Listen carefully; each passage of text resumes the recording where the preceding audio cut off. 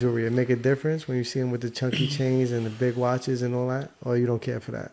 Yeah, you know I love some candy. I'm not gonna lie, I love candy on. That's what we call it on men. Nice chain, a good watch. That's sexy. I love a guy with some good candy, but it's not a deal breaker. I feel like if it's not in your budget to have an expensive chain yet or like a $30,000 Cuban, you could go get you a nice little Cuban bracelet, some nice earrings, something calm. Like you don't gotta go crazy, but it's nothing like nigga with a nice big Cuban on his neck. What if you found out your man was man moist tonight?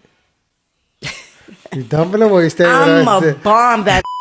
I'll be like, oh, and that shit was, oh yeah, I'm gonna get him. I'm gonna bomb him, but I'm still gonna love him. I'm gonna just be like, with that fake. So you rather no jewelry than that?